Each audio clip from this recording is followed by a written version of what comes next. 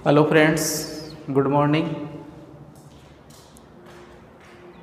मैं Shankar Lal Chauhan, lecture of political science,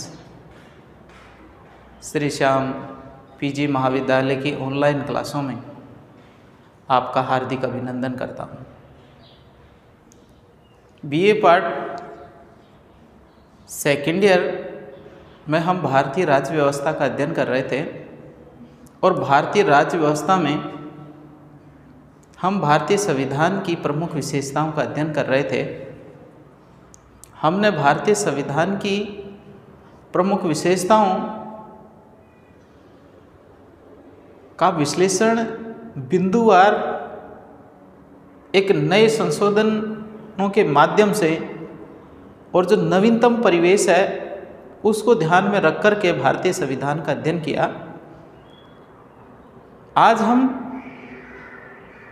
एक नई बिंदु की शुरुआत कर रहे हैं और उस बिंदु में है कि भारतीय संविधान संशोधन की जो प्रक्रिया है वो संशोधन की प्रक्रिया क्या है, भारतीय संविधान में संशोधन की प्रक्रिया के लिए किस प्रकार की स्थिति को अपनाया है, संशोधन की प्रक्रिया को लेकर के भारतीय संविधान निर्माता किस किस देश की नीतियों से प्रभावित रहे हैं, उनके प्रभाव होने का क्या कारण रहा है, इन सभी का हम विस्तार से अध्ययन इस बिंदु के माध्यम से करेंगे। हमने विशेषकर अपने इस महत्वपूर्ण बिंदु में हमने ये देखा था कि भारतीय संविधान विश्व का सबसे अनूठा और अजीब संविधान है। ये जीवंत संविधानों में माना जाता है क्योंकि अनुकूल परिस्थितियों में भी प्रतिकूल परिस्थितियों में भी अनुकूल होने की जो क्षमता है वो अद्भुत शक्ति इसमें है। और किसी भी देश के संविधान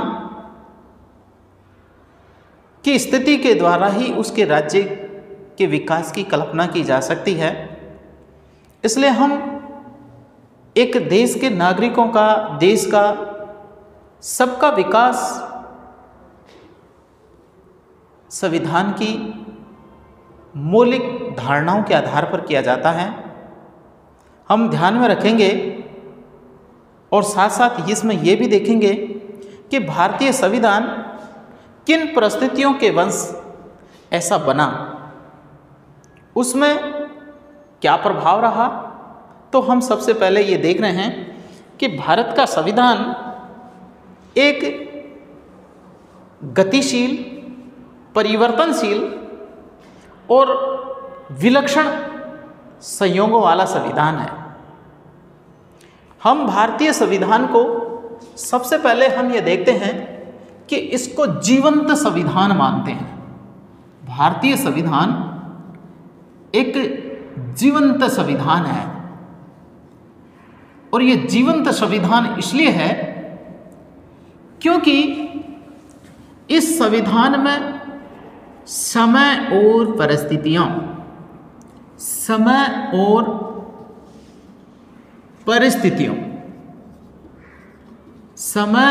परिस्थितियों के अनुसार बदलने की क्षमता है।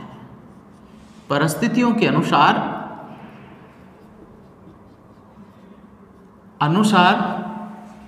परिवर्तन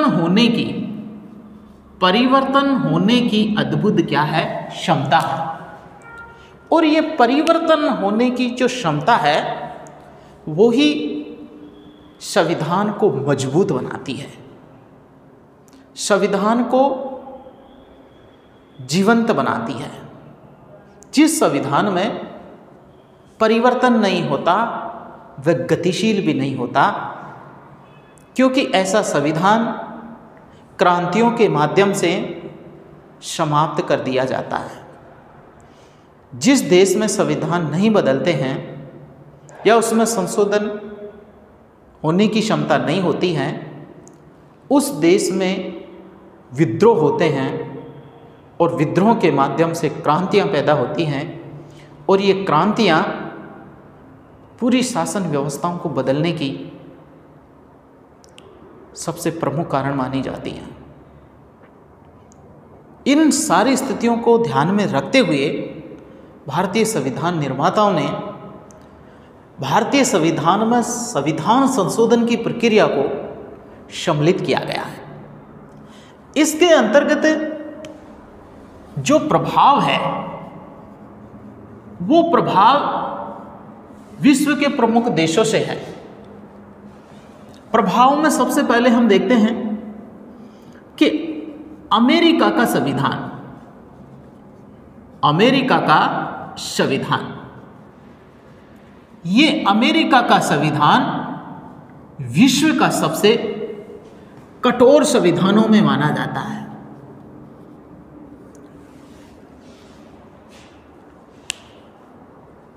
अमेरिका का संविधान विश्व के सबसे कठोर संविधानों में माना जाता है, लेकिन इसमें भी संशोधन की प्रक्रिया है। इसमें भी क्या किया जाता है? संशोधन किया जाता है। लेकिन संशोधन की क्या है? जटिलता है, क्योंकि उसमें साधारणता से क्या नहीं किया जा सकता? संशोधन नहीं किया जा सकता। ठीक ब्रिटेन का संविधान, ब्रिटेन का संविधान, ये ब्रिटेन का जो संविधान है वह भी दुनिया का सबसे लचीला संविधान है। आपको प्रश्न पूछ लिया जाए कि विश्व का सबसे कठोर संविधान कौन सा है, तो आप बताएंगे अमेरिका का। विश्व का सबसे लचीला संविधान किसका है? ब्रिटेन का। और वो इसलिए है क्योंकि इसमें जो संशोधन है, इसमें जो संशोधन है वो साधारण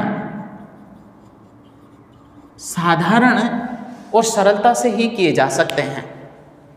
इसलिए यह विश्व का सबसे सरल संविधानों में, लचीले संविधानों में माना जाता है। तो विश्व के दो देश, अमेरिका का संविधान जो विश्व का सबसे ज़्यादा कठोर संविधान है, और ब्रिटेन का संविधान विश्व का सबसे ज़्यादा क्या है? सरल संविधान है, लचीला संविधान है। तो इन दोनों देशों की स्थिति को ध्यान में रखते हुए हमारे देश के अंतर्गत इस बात को भी स्पष्ट माना गया कि भारतीय संविधान जीवंत संविधान भी होना चाहिए और समय और परिस्थितियों के अनुसार उसमें परिवर्तन होते रहना चाहिए। अगर उसमें परिवर्तन होते रहेंगे तो नागरिकों की क्षमता और आवश्यकताओं के अनुसार उन्हें अवसर मिलेंगे, क्योंकि जो संविधान समय और परिस्थितियों के अनुसार नहीं बदलता है वो वहाँ के नागरिकों को आगे बढ़ने की अवसर भी उपलब्ध नहीं कराता है।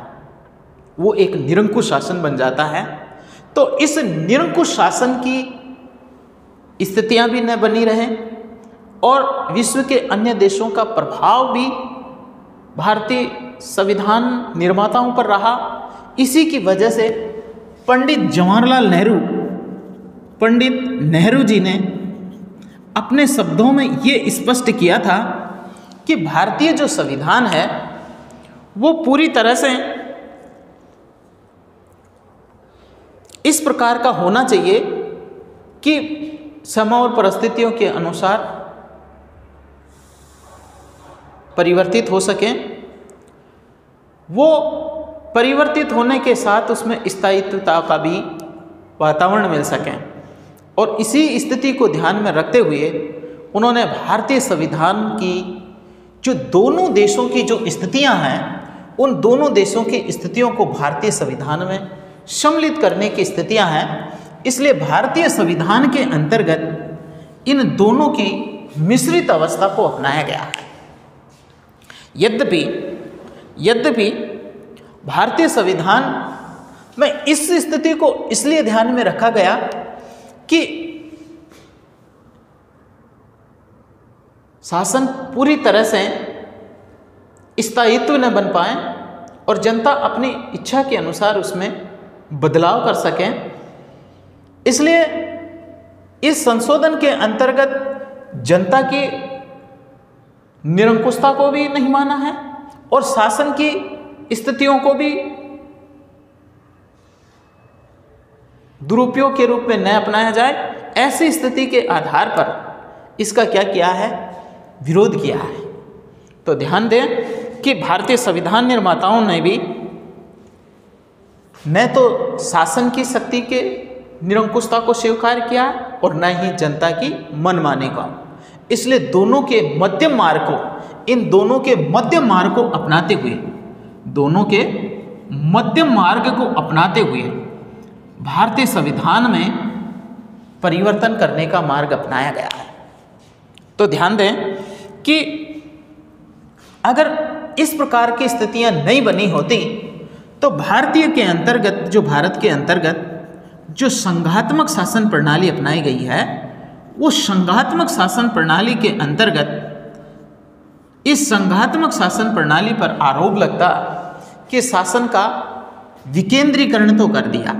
संघात्मक शासन में शक्तियों का क्या होता है, शक्तियों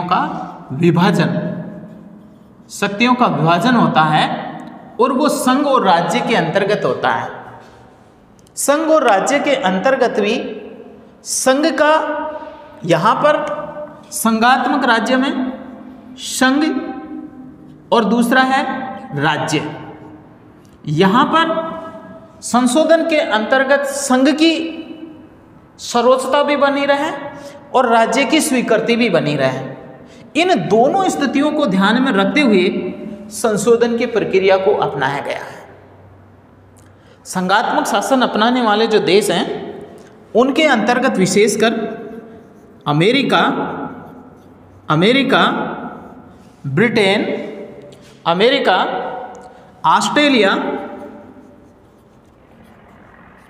ऑस्ट्रेलिया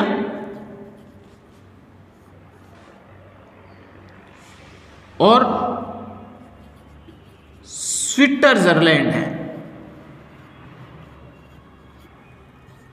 यहाँ पर संघात्मक शासन प्रणालियां हैं, लेकिन ये संघात्मक जो शासन प्रणालियां हैं उसमें संघ और राज्यों की स्थितियों को ध्यान में रखते हुए संशोधन की प्रक्रियाओं को अपनाया गया है।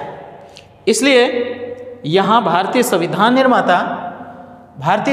निर्माता इस परिस्थिति से अच्छी तरह से वाकिफ थे कि भारत के अंतर्गत जो संशोधन की जो प्रक्रिया अपनाई जाएगी, वो संशोधन की प्रक्रियाओं के अंतर्गत संघ और राज्यों को समान दर्जा दिया जाए और समान दर्जा देने के लिए इसकी संघ की सर्वोच्चता, संशोधन के अंतर्गत संघ की सर्वोच्चता भी बनी रहे और राज्य की स्वीकृतियां, यहाँ पर दोनों स्थितियों को सामने रखते हुए संविधान संशोधन की प्रक्रिया को अपनाया गया है। इसलिए पंडित जवाहरलाल नेहरू हमारे संघ की जो संघात्मक शासन व्यवस्था के अंतर्गत जो एकरूपता बनी रहेगी, इस एकरूपता के आधार पर भी और राज्यों की सहमति के आधार पर जो संशोधन की प्रक्रिया है, उनमें दोनों की स्थितियों को यहाँ पर अमेरिका में कुछ परिस्थितियों के अंतर्गत संशोधन की प्रक्रिया में विशेष बहुमत की आवश्यकता को ध्यान में रखा है और कुछ सरलता से संशोधन किए जा सकेंगे और कुछ विशेष बहुमत में मतदान देने वाले 2/3 बहुमत से माध्यम से पारित किए जा सकेंगे। तो यहाँ पर ये जो दोनों स्थितियाँ अपनाई गई हैं, ये स्थितियाँ संविधान संशोधन के संदर्भ में अपनाई गई है। विशेषकर ध्यान देना, भारतीय संविधान को जीवंत संविधान का दर्जा दिया गया है और वो इसलिए दिया गया है कि वो समय और परिस्थितियों के अनुसार परिवर्तन होने की क्षमता रखता है। इसके अंतर्गत जो संविधान निर्माता थे वो दूरदर्शी और एक ऐसी सोच रखने वाले थे कि संविधान के स्थायित्व से निरंकुश न बन जाएं और व्यक्तियों का प्रभाव भी बना रहे। इसलिए दोनों स्थितियों को सामंजस्य रखते हुए उन्होंने संशोधन की प्रक्रिया को अपनाया और इस संशोधन की प्रक्रिया में अमेरिका और ब्रिटेन का प्रभाव रहा। उसमें जटिलता के गुण भी हैं और संशोधन के दोनों के गुण विद्यमान हैं। इस आधार पर इस स्थिति को यहाँ पर क्या किया गया है, उल्लेख किया गया है। पंडित नेहरू ने भारतीय संविधान की जो संघात्मक स्थितियाँ हैं, इस संघात्मक स्थितियों को, शक्तियों के विभाजन के रवैयों को देखकर भी उन्होंने संघ की सर्वोच्चता को और राज्यों में संशोधन करने की स्वीकृति को भी, दोनों को सम्मिलित किया है। साथ में हम देखेंगे कि भारतीय संविधान के अंतर्गत जो संशोधन की प्रक्रिया है, संविधान के भाग 20 में, संविधान के भाग 20 में अनुच्छेद 368 के अंतर्गत 368 के तहत संविधान संशोधन की प्रक्रिया का वर्णन किया है। इस संविधान संशोधन में 368 के तहत 2 विधियों का उल्लेख किया है। कितनी विधियों का? 2 विधियों का उल्लेख किया है। और ये 2 विधि हैं, ये 2 विधि हैं वो 368 के हैं, लेकिन वस्तुतः संविधान के अंतर्गत संशोधन के लिए, ध्यान देना, संशोधन के लिए 3 प्रक्रियाएं अपनाई जाती हैं। वस्तुतः ध्यान देना, अनुच्छेद 368 के अंतर्गत संविधान संशोधन की 2 विधियों का उल्लेख किया गया है, 2 विधियों का उल्लेख किया गया है। लेकिन संशोधन के लिए भारतीय संविधान में 3 प्रक्रियाएं अपनाई जाती हैं, 3 विधियां अपनाई जाती हैं। अभी बहुत सी परीक्षाओं में ये प्रश्न पूछा जाता है कि भारतीय संविधान का उल्लेख कौन से भाग में और कौन से अनुच्छेद में किया है, तो आप बताएंगे संविधान के भाग 20 में किया गया है। संविधान के भाग 20 में है और अनुच्छेद 368 से है। 368 में 2 विधियों को शामिल किया गया है, लेकिन वस्तुतः प्रक्रियाओं के रूप में संविधान के अंतर्गत 3 विधियों के माध्यम से संशोधन प्रक्रिया अपनाई जाती है। ध्यान देना, ये सबसे ज़्यादा इम्पोर्टेंट है, ये सबसे ज़्यादा मोस्ट और इम्पोर्टेंट है, और इसको ध्यान में रख लेना। परीक्षा की दृष्टि से ये सबसे ज़्यादा महत्वपूर्ण है। आपको प्रश्न पूछ लिया जाएगा कि संविधान संशोधन संविधान में कौन से भाग में है, तो 20 में है, अनुच्छेद 368 में है।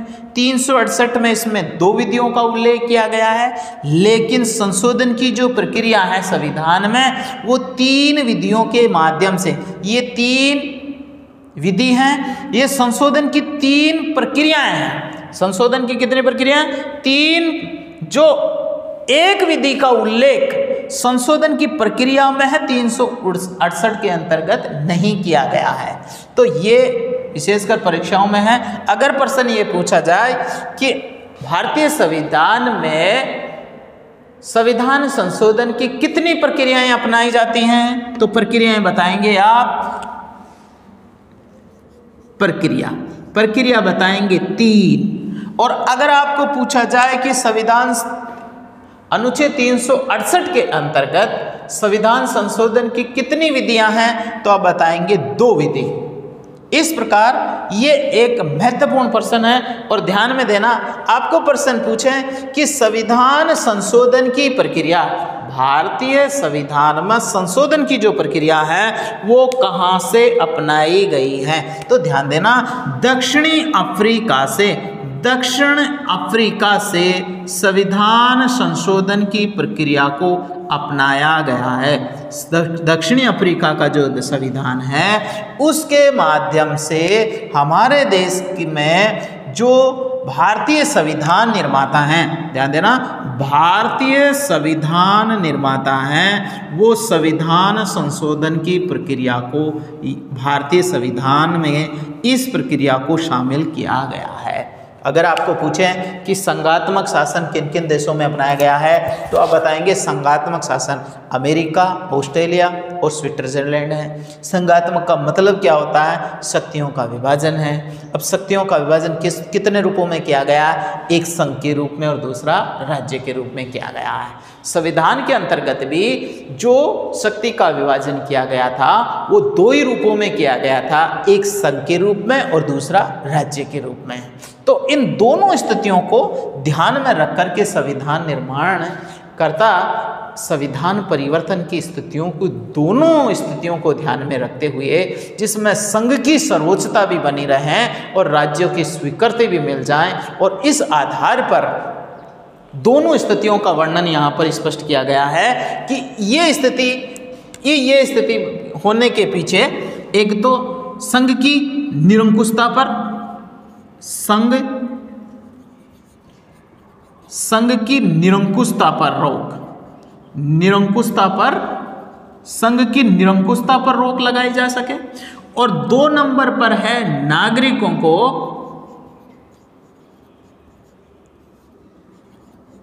विकास का अवसर देना। परिवर्तन करने के पीछे 2 वजह, संविधान संशोधन अपनाने की 2 वजह, एक तो संघ की निरंकुशता पर रोक, संघ मनचाहा कार्य न कर सकें, और जनता की इच्छा के खिलाफ कोई भी कार्य न कर सके, संविधान को ज़्यादा स्थायित्व नहीं बना सकें, और नागरिकों के विकास को अवसर देना, नागरिकों के विकास का अवसर प्रदान करना इनकी सबसे बड़ी दूरदर्शिता थी। और इस दूरदर्शिता के आधार पर संविधान संशोधन की स्थितियों को अपनाया गया है। अब हम देखेंगे संविधान संशोधन की जो प्रक्रिया है वो किस प्रकार की जाती है।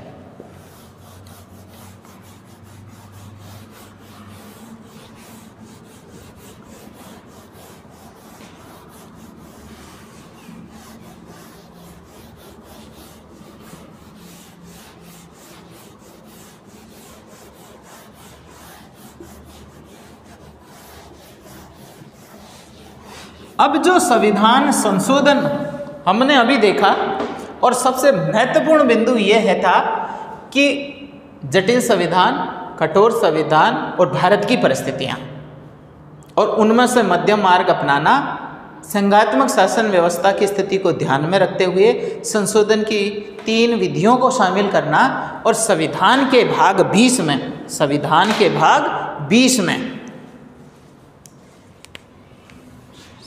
संविधान संशोधन इस संविधान संशोधन है भाग 20 में अनुच्छेद 368 में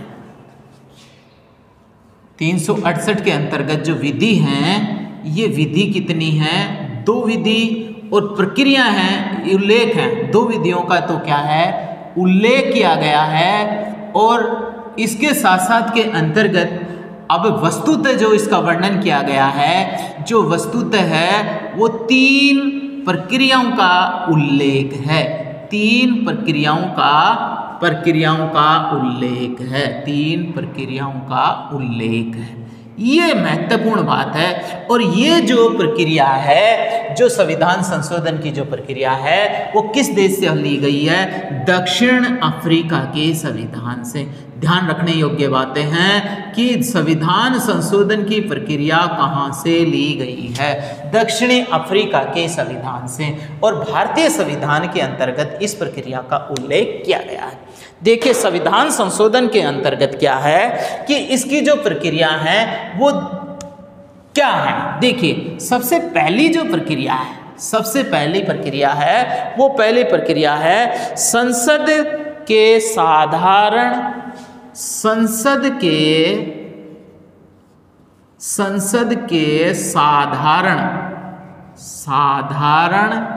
बहुमत से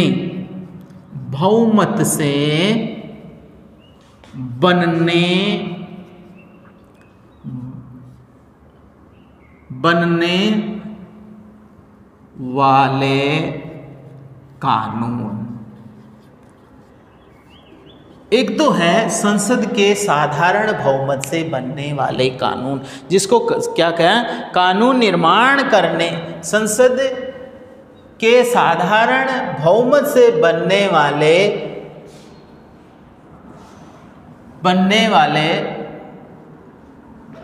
कानून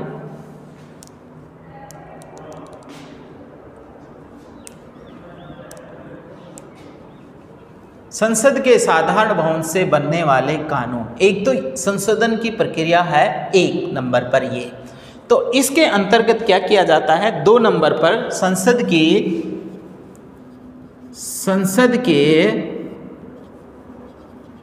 विशिष्ट बहुमत से बनने वाले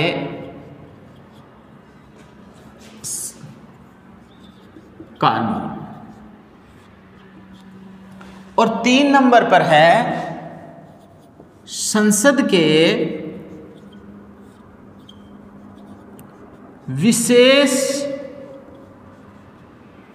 बहुमत, संसद के विशेष बहुमत के साथ विशेष बहुमत और राज्यों के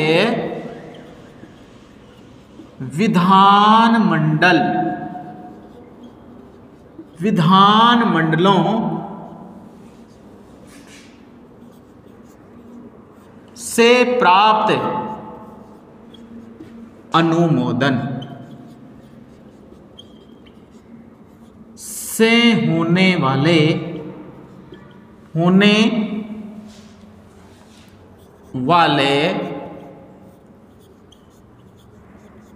संशोधन। ये संशोधन की क्या है, 3 प्रक्रिया, जो अभी हम 2 विधि का उल्लेख और 3 विधियों का प्रक्रियाओं का उल्लेख की बात कर रहे हैं। तो उसके अंतर्गत शुरुआती जो 2 प्रक्रियाएं हैं साधारण बहुमत से, जहां पर संघ की प्राथमिकता, यहां पर किसकी प्राथमिकता, संघ की ही बात की गई है। तो ये संघ के आधार पर ही क्या किए जा रहे हैं, संवैधानिक संशोधन किए जा रहे हैं। तो इस आधार पर बनने वाले कानून, और दूसरा है संसद के विशेष बहुमत के साथ साथ राज्य के विधानमंडलों से भी प्राप्त अनुमोदन से होने वाले जो संशोधन हैं, इन संशोधन के जरिए क्या किया जा रहा है, संविधान संशोधन किया जा रहा है। तो अब हम देखेंगे कि इसके अंतर्गत एक एक बिंदु देख रहे हैं। सबसे पहले देख रहे हैं संसद के साधारण बहुमत से बनने वाले कानून क्या है। तो संसद के साधारण बहुमत से बनने वाले कानून के बारे में हम ये देखें कि इसके अंतर्गत व्यापकता को शामिल किया गया है। किसको शामिल किया गया है, व्यापकता को। यहाँ पर साधारण बहुमत का मतलब इससे लिया गया है कि जो संसद, यहाँ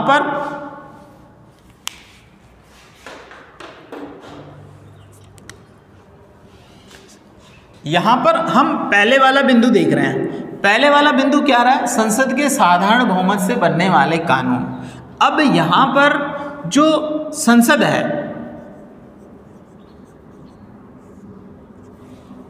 जिसको हम किसके नाम से जान रहे हैं, विधायिका। अब संसद के 2 सदन हैं,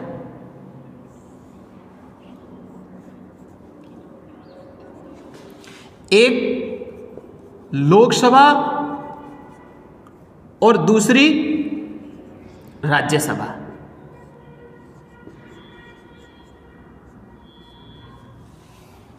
संसद है। अब इसके अंतर्गत कानून की जो स्वीकृति है वो किसके द्वारा दी जा रही है, कार्यपालिका। कार्यपालिका को हमने संस्थात्मक शासन प्रणाली में कार्यपालिका कितने भागों में है, 2 प्रकार से है। कार्यपालिका में हम सबसे पहले देखेंगे 1 नंबर पर जो वास्तविक कार्यपालिका है, वास्तविक कार्यपालिका है वो वास्तविक कार्यपालिका है मंत्री परिषद।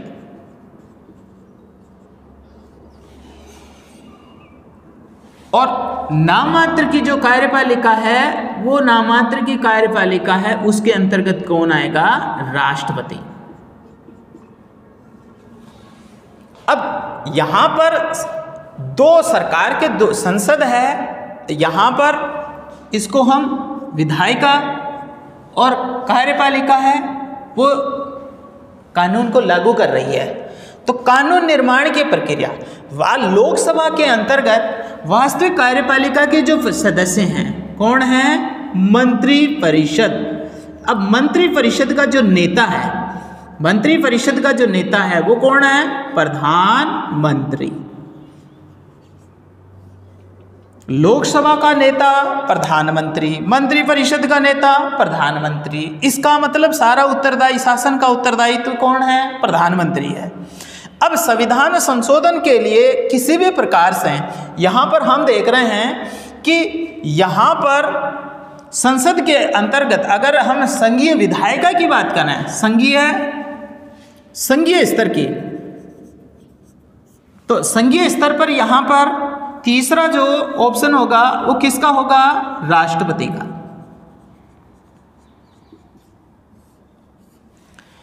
यहां पर प्रधानमंत्री ने अपने बहुमत के माध्यम से, लोकसभा के बहुमत के माध्यम से, उपस्थित सदस्यों के बहुमत के माध्यम से क्या किया? संवैधानिक संविधान संशोधन का कोई भी विधेयक होता है वो कहां प्रस्तुत किया जाएगा? लोकसभा में किया जाएगा। अब लोकसभा के अंतर्गत इसे बहुमत से, मतलब साधारण बहुमत से पारित करके किसे भेज दिया जाएगा? राज्यसभा के पास में। राज्यसभा उसे पारित करने के बाद उसे कहां भेजेगी? राष्ट्रपति की अंतिम स्वीकृति के बाद वो किसका होगा? कानून का निर्माण होगा। मतलब संविधान का क्या बन जाएगा? अंग बन जाएगा। किस में शामिल हो जाएगा? वो संविधान का अंग के रूप में शामिल हो जाएगा, संविधान में सम्मिलित हो जाएगा। तो यहाँ पर जो साधारण बहुमत के माध्यम से कार्य किए जाएंगे, तो यहाँ पर जो अपनाया गया है स्थिति, वो स्थिति किसके समान हो गई? ब्रिटेन के समान। कि ब्रिटेन के अंतर्गत कौन सा संविधान है? लचीला संविधान है, क्योंकि यहाँ पर क्या है? संसदीय संप्रभुता। कौन सी है? संसदीय संप्रभुता। क्योंकि यहाँ पर संसदीय क्या है? कानून निर्माण बनाने में सर्वोच्चता है। तो इस स्थिति को अपनाया गया है। यहाँ पर हम देख रहे हैं साधारण बहुमत के माध्यम से। इसका मतलब है कि जो वास्तविक मंत्री परिषद, वास्तविक जो कार्यपालिका है, यहाँ पर लोकसभा के अंतर्गत अपनी शासन निर्माण करने में अपनी महत्वपूर्ण भूमिका निभाएगी। और यहाँ पर लोकसभा को शासन की महत्वपूर्ण शक्तियाँ प्राप्त हैं। और ये शक्तियाँ प्राप्त होने के बाद में राज्यसभा उस पर केवल क्या करेगी? स्वीकृति प्रदान करेगी। राष्ट्रपति के बाद में, स्वीकृति के बाद में वो संविधान का क्या बन गया? अंग बन गया। तो ऐसे कौन कौन से होंगे जो इस प्रकार की स्थिति में शामिल होंगे? विशेषकर ये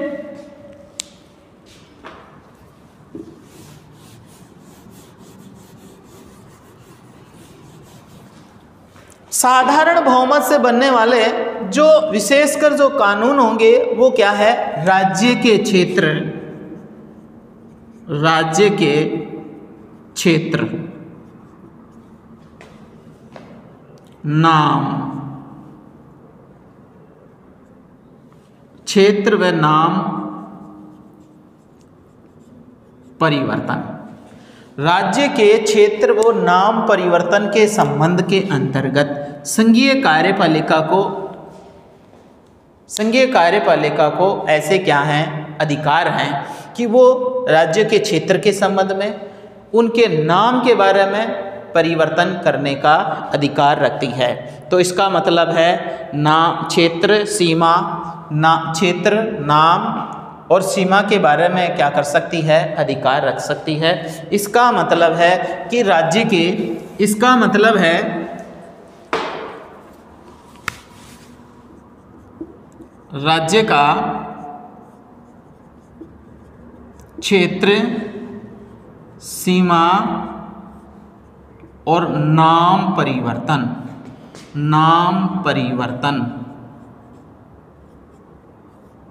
संबंधी। राज्य का क्षेत्र मतलब एक राज्य जिसकी जनसंख्या और क्षेत्रफल अधिक है उसका विभाजन कर सकती है, उसको राज्यों को क्या कर सकती है, अलग अलग भागों में विभाजित कर सकती है। दो छोटे छोटे राज्यों को मिलाकर के उसको एक राज्य बना सकती है। जैसे कि वर्तमान के अंतर्गत अभी जम्मू कश्मीर के अंतर्गत लद्दाख और जम्मू कश्मीर, इसको केंद्र शासित प्रदेश बनाया। एक को राज्य और दूसरे को केंद्र शासित प्रदेश। एक राज्य था उसको तोड़कर दो केंद्र शासित प्रदेश बनाए। ये अधिकार राज्य के साधारण बहुमत से बनने वाले संवैधानिक संशोधन थे। दो नंबर पर इसके अंतर्गत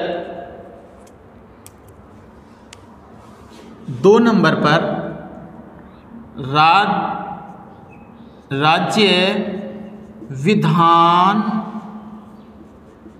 परिषदों का गठन व समाप्ति। जैसे राज्य विधान परिषदों का निर्माण करने का अधिकार और उन्हें समाप्त करने का अधिकार संसद का होता है। जिन राज्य की जनसंख्या और क्षेत्रफल अधिक है, वहाँ की जनता का पर्याप्त प्रतिनिधित्व नहीं बन पाता है, वहाँ पर विधान परिषदों का गठन किया जाता है। वर्तमान में हमारे 7 विधान परिषद हैं।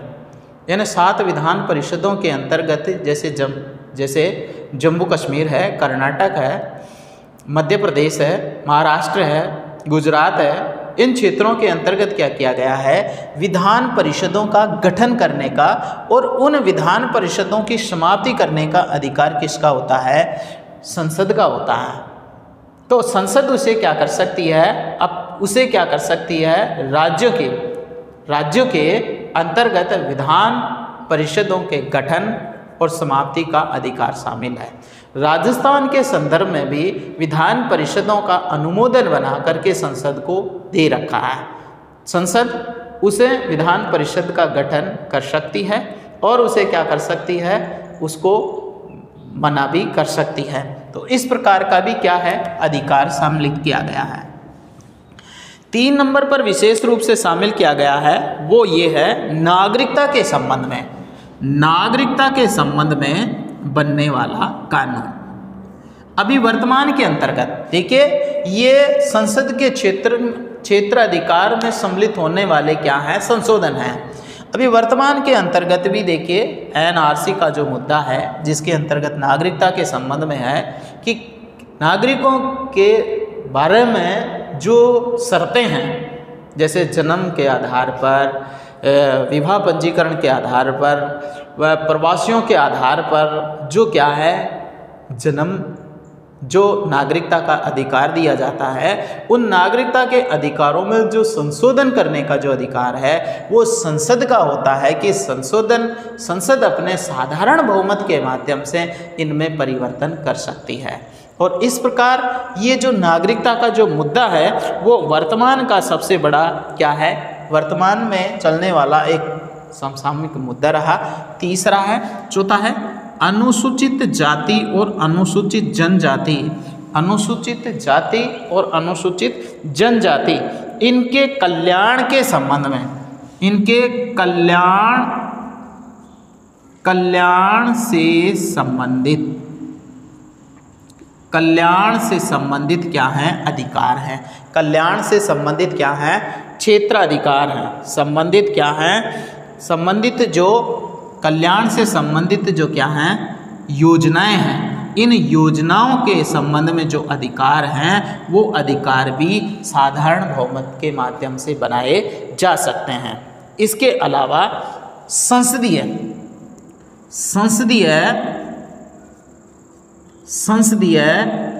क्षेत्राधिकार, संसदीय क्षेत्राधिकार और गणपूर्ति, गणपूर्ति इनके संबंध में भी क्या है, संसद को क्या है, सामान्य अधिकार हैं। इसके अलावा द्वितीय अनुसूची के संबंध में, द्वितीय अनुसूची के संबंध में, द्वितीय अनुसूची की कुछ व्यवस्थाएं, कुछ व्यवस्थाओं में, कुछ व्यवस्थाएं इसमें शामिल है। तो ध्यान देना, साधारण संविधान संशोधन की जो प्रक्रिया है वो साधारण बहुमत के बनने वाले कौन कौन से कानून हैं, संविधान संशोधन के अंतर्गत बनने वाले, हमने उसकी प्रक्रिया को सबसे पहले 1 नंबर पर देखा है। संघीय जो संसद होते हैं उसके 3 भाग हैं, 1 नंबर पर लोकसभा, दूसरे नंबर पर राज्यसभा और तीसरे नंबर पर राष्ट्रपति। 1 नंबर, 2 और 3 नंबर पर लोकसभा के अंतर्गत साधारण बहुमत से, मतलब संसद के 2 भाग हैं, लोकसभा को संशोधन करने की सर्वोच्च शक्तियां प्राप्त हैं। इसके पास में जो शक्तियां हैं वो जो कानून निर्माण की एक प्रकार की सर्वोच्च शक्तियां प्राप्त हैं, इसलिए इसके पास में लोकसभा के ये विशेषाधिकार भी हैं। ये लोकसभा के साधारण बहुमत से पारित किए जाते हैं। राज्यसभा उन पर क्या कर सकती है, सहमति प्रदान करती है, उन पर बहस करती है, और साधारण बहुमत के माध्यम से ये सदन में पारित हो जाने पर, संसद में पारित हो जाने पर ये राष्ट्रपति पर जाता है, और राष्ट्रपति के अधोहस्ताक्षर से स्वीकृति से वो कानून का रूप धारण कर लेता है और संविधान का अंग बन जाता है। ये संविधान में साधारण बहुमत से बनने वाले जो कानून हैं वो निम्नलिखित है।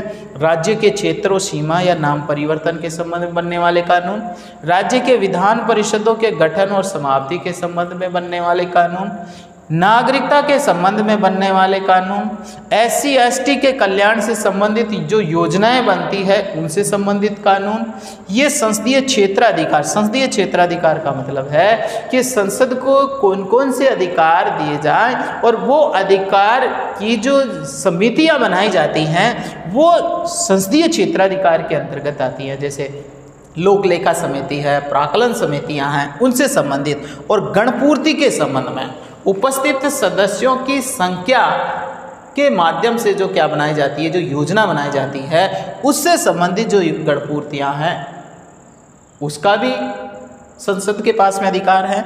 और द्वितीय अनुसूची, द्वितीय अनुसूची के अंतर्गत जो वेतन भत्ते हैं, द्वितीय अनुसूची में क्या है,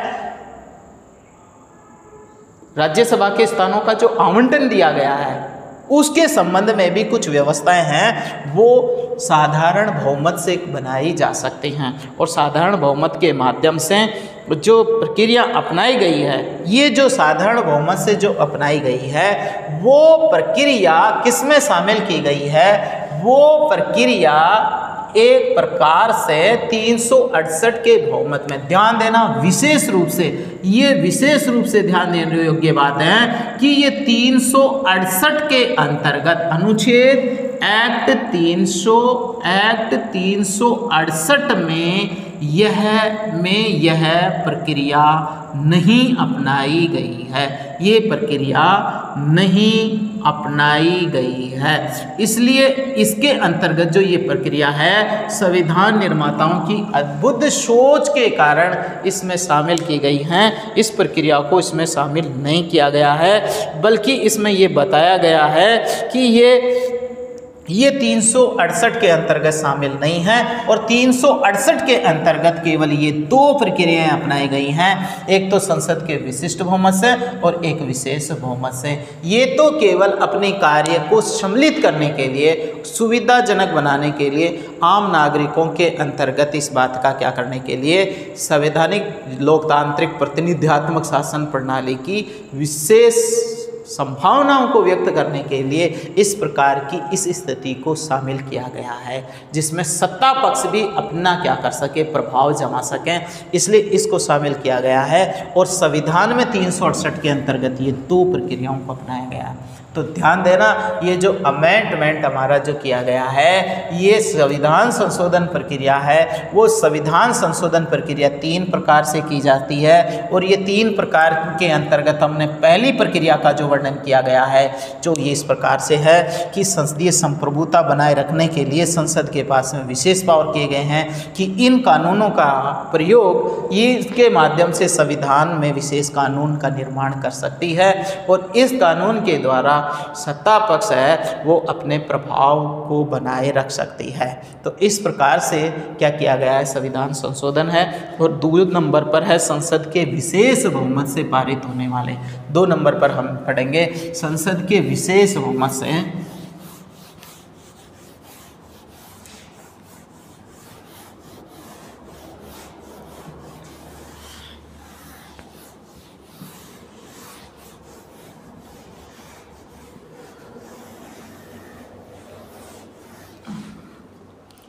दो नंबर पर है संसद के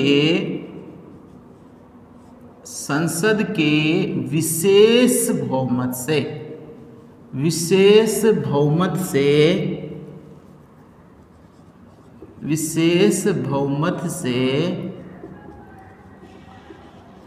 पारित होने वाले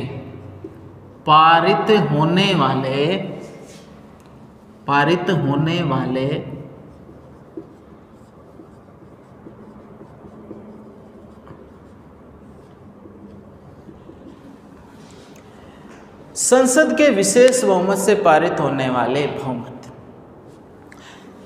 विशेष बहुमत का मतलब होता है मतदान उपस्थित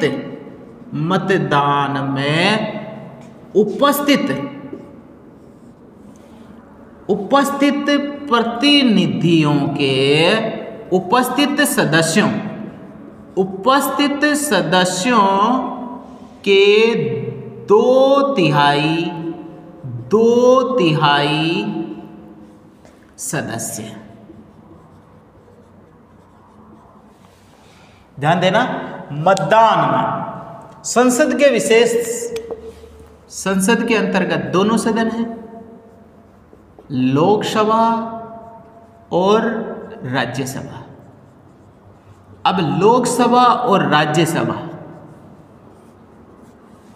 चाहे तो अलग अलग कर लें और चाहे तो संयुक्त।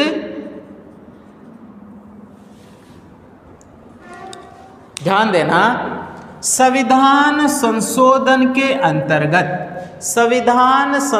के अंतर्गत संयुक्त अधिवेशन का कोई प्रावधान नहीं है।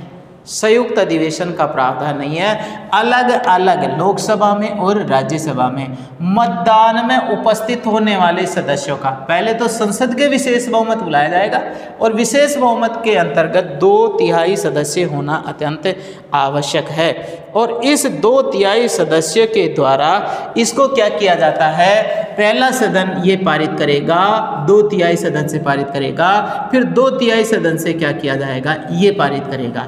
इसके पारित हो जाने के बाद में ये किसके पास में जाएंगे, राष्ट्रपति के पास में। किसके पास में, राष्ट्रपति के अधो हस्ताक्षर के बाद में इसको स्वीकृति प्रदान हो जाएगी और ये फिर ये क्या किया जाएगा, ये संशोधन मान लिया जाएगा और ये संविधान में शामिल कर लिया जाएगा। इसके अंतर्गत विशेषकर कौन कौन से अपवाद के रूप में, अपवाद के अंतर्गत 2 चीजें शामिल नहीं है इसके अंतर्गत। 1 नंबर तो मूल अधिकार और राज्य के नीति निर्देशक तत्व है। राज्य का नीति निर्देशक तत्वों को इसमें शामिल नहीं किया गया है। ध्यान देना, इसके अंतर्गत संविधान में जो संशोधन है वो 2 नंबर के तरीके के जो संशोधन हैं उसके अंतर्गत मौलिक अधिकार और राज्य के नीति निर्देशक तत्वों को इसमें शामिल नहीं किया है और बाकी को छोड़कर सभी को इसके अंतर्गत शामिल किया गया है और वो इसके अंतर्गत क्या किए जाएंगे, संशोधन किए जाएंगे। देख, मौलिक अधिकार और राज्य के नीति निर्देशक तत्व को क्या किया गया है, इसमें शामिल नहीं किया है। और बाकी के जो सदस्य हैं जिनके अंतर्गत विशेष रूप से कुछ संसद के एक किसी भी सदन में और संशोधन के किसी भी सदन में प्रस्तावित किया जा सकता है। अगर राज्यसभा में प्रस्तावित किया जाएगा तो लोकसभा उस पर क्या करेगी, लोकसभा उसकी अनुमोदन करेगी, और अगर लोकसभा में पारित किया जाता है तो राज्यसभा में अनुमोदित किया जाएगा। अतः संविधान संशोधन का जो विधेयक है वो किसी भी सदन में प्रस्तुत किया जा सकता है। जरूरी नहीं है कि वो लोकसभा में या राज्यसभा में, किसी भी एक सदन में प्रस्तुत किया जा सकता है। तो इस प्रकार से ये संशोधन प्रक्रिया अपनाई जाती है। और 3 नंबर पर जो संशोधन है वो 3 प्रकार का जो संशोधन है, संसद के विशिष्ट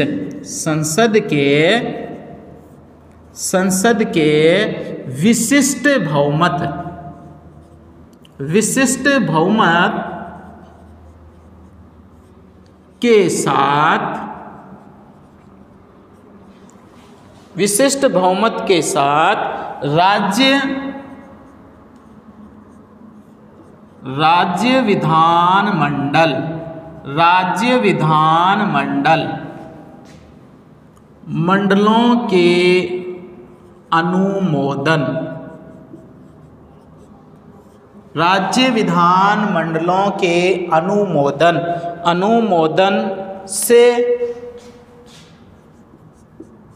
संशोधन प्रक्रिया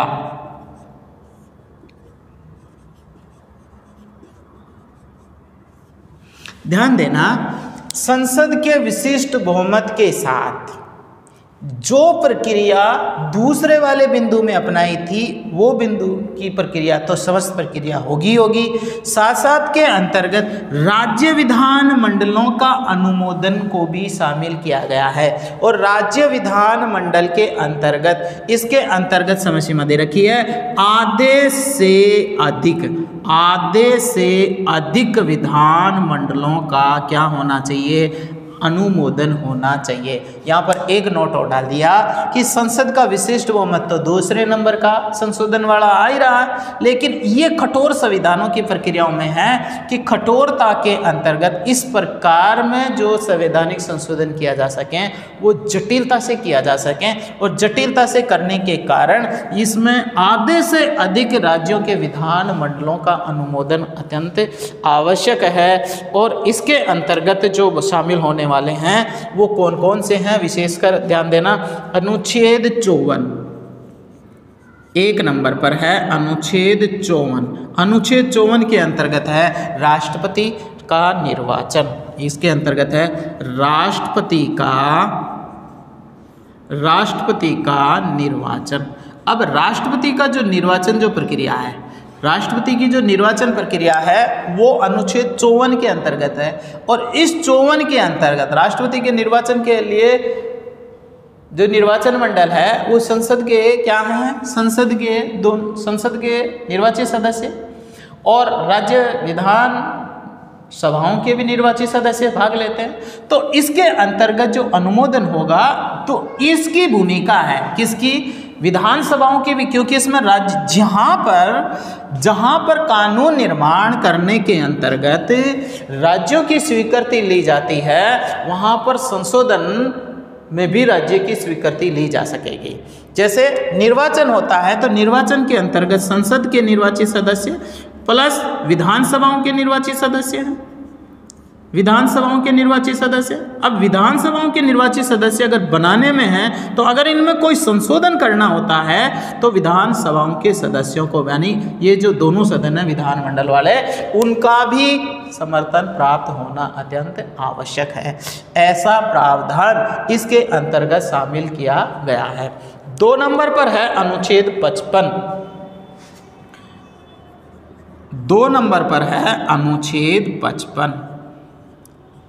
राष्ट्रपति की निर्वाचन पद्धति। अब आपको पता है राष्ट्रपति की जो निर्वाचन पद्धति है वो क्या है। राष्ट्रपति की जो निर्वाचन पद्धति है आनुपातिक एकल संक्रमणीय गुप्त मतदान प्रणाली। कौन सी निर्वाचन प्रणाली? आनुपातिक, जिसको हम क्या कह सकते हैं, समानुपातिक भी कह सकते हैं, समानुपातिक भी कह सकते हैं। आनुपातिक एकल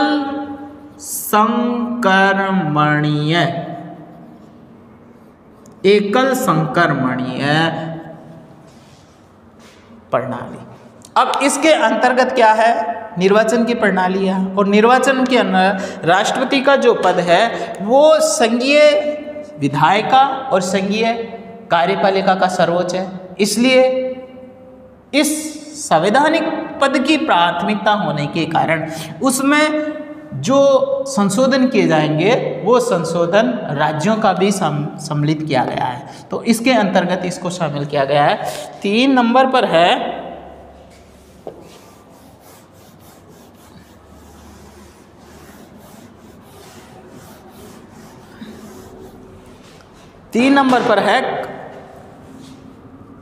संघ की कार्यपालिका का विस्तार। और संघ की कार्यपालिका का विस्तार कौन से अनुच्छेद में दिया गया है, अनुच्छेद 73 में, अनुच्छेद 73, अनुच्छेद 73 के अंतर्गत संघ की कार्यपालिका का विस्तार है। और संघ की कार्यपालिका के विस्तार के अंतर्गत कार्यपालिका की शक्ति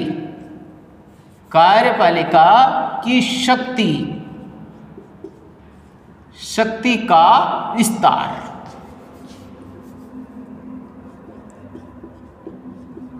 विस्तार इसके संदर्भ में क्या दे रखा है, अनुच्छेद 73 में दे रखा है।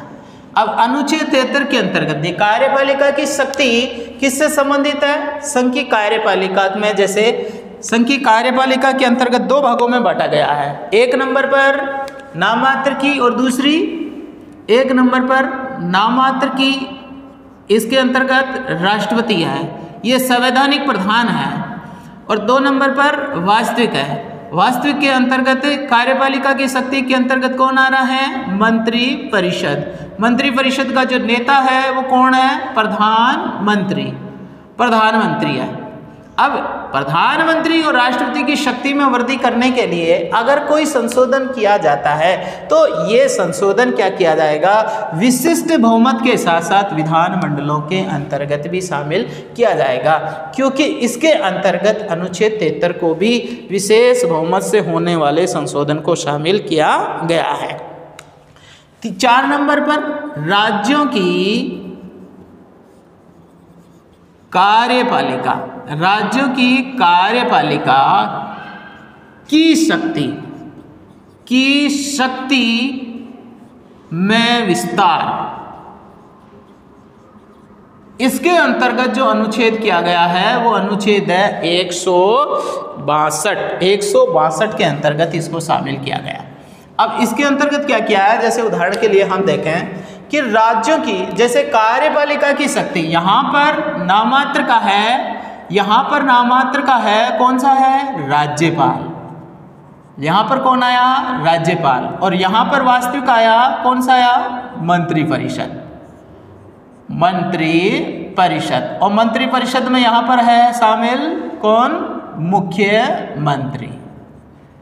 इसका मतलब है कि कार्यपालिका की शक्ति के संदर्भ में अगर कोई संशोधन करना है तो उसमें संसद की ही प्रधानता होगी। किसकी प्रधानता होगी, संसद की प्रधानता होगी, क्योंकि शक्ति विस्तार अगर जहां पर होता है, ध्यान देना, शक्ति विस्तार जहां पर होगा वहां पर ये नहीं हो कि सत्ता पक्ष अपनी शक्ति का दुरुपयोग जनता पर करें या संवैधानिक संस्थाओं का जो इस्तेमाल करें वो अपने पक्ष में करें, उसको ध्यान में रख करके इसकी स्थिति को स्पष्ट किया गया है। तो इसके साथ साथ में न्यायालय के संदर्भ में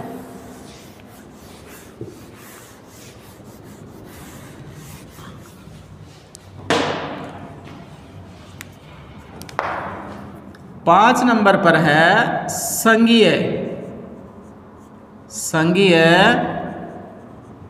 न्यायालय। संघीय न्यायालय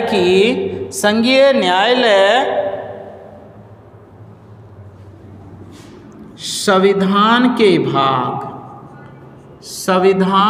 भाग 4 अध्याय 3 में इसके संबंध में भी क्या किया गया है, इसका उल्लेख किया गया। ऐसे बहुत से विषय हैं जिनके अंतर्गत क्या किया गया है, इस प्रकार का प्रावधान किया। तो इस प्रकार हम कह सकते हैं कि जो भारतीय संविधान के अंतर्गत जो संशोधन की जो प्रक्रिया अपनाई गई है, संविधान ध्यान रखने योग्य जो बात है वो सबसे बड़ी बात है कि कौन से देश से लिया गया है, बताओ। संशोधन की प्रक्रिया कहाँ से अपनाई गई है, दक्षिणी अफ्रीका से। एक बार रिवाइज कर रहे हैं। भारतीय संविधान संशोधन की प्रक्रिया कहाँ से अपनाई गई है, दक्षिणी अफ्रीका से। फिर ये बताएं कि भारतीय संविधान में दक्षिणी अफ्रीका के संविधान से संशोधन प्रक्रिया ली। एक तो महत्वपूर्ण बात ये, 2 नंबर पर जो महत्वपूर्ण बात है उसको ये ध्यान में रखेंगे कि संविधान के भाग 20 में अनुच्छेद 368 में संशोधन की प्रक्रिया अपनाई है। संशोधन की प्रक्रिया अपनाई है। 2 नंबर की बात। 3 नंबर की महत्वपूर्ण बात है, संशोधन में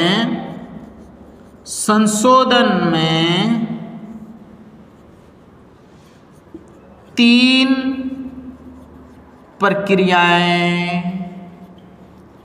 अपनाई गई हैं।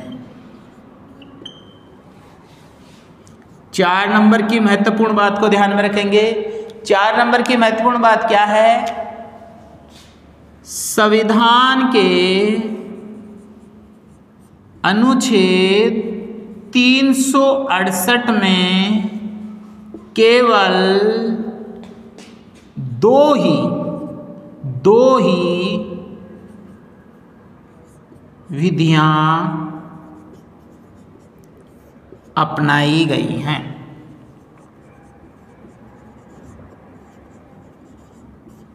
दो ही विधियां अपनाई गई हैं।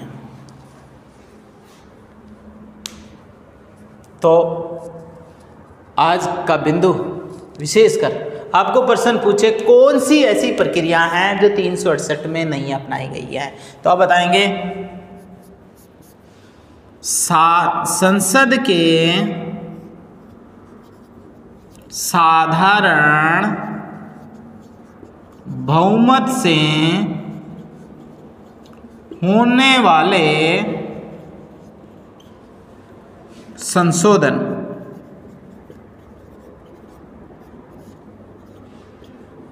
यह 368 में नहीं अपनाई गई हैं। ये जो कंपटीशन एग्ज़ाम के लिए जो लास्ट में जो मैं क्वेश्चन बता रहा हूँ वो एग्ज़ाम की दृष्टि से बड़े महत्वपूर्ण हैं। दक्षिणी अफ्रीका के संविधान से संशोधन प्रक्रिया भारत के संविधान में ली गई है। संविधान के भाग 20 में अनुच्छेद 368 में संशोधन की प्रक्रिया अपनाई है। संशोधन में 3 प्रक्रियाएं अपनाई गई हैं। संविधान के अनुच्छेद 368 में केवल 2 ही विधियों का उल्लेख है और एक कौन सी है, संसद के साधारण बहुमत से होने वाले संशोधन, ये 368 में नहीं अपनाई गई हैं। तो आज हमने भारतीय संविधान के संशोधन की प्रक्रियाएं देखी और ये प्रतियोगिता परीक्षाओं में बहुत बड़ा महत्वपूर्ण टॉपिक है। आप इसे विशेषकर ध्यान में रखेंगे और आगामी जो टॉपिक होगा अपना जो भारतीय राज्य व्यवस्था का जो मूल विशेषताओं में लेकर के एक बहुत प्रभावशाली रहेगा, आप इसको विशेषकर ध्यान में रखेंगे। जय हिंद, जय भारत, धन्यवाद।